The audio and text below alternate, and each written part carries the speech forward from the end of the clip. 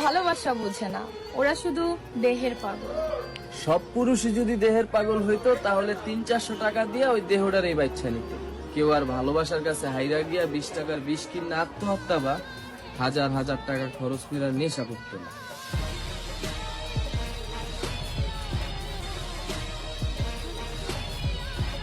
পুরুষ যদি নারীর দেহের পাগল হইতো তাইলে সব পুরুষ 500 টাকা দিয়ে ওই দেহটারই কিনত।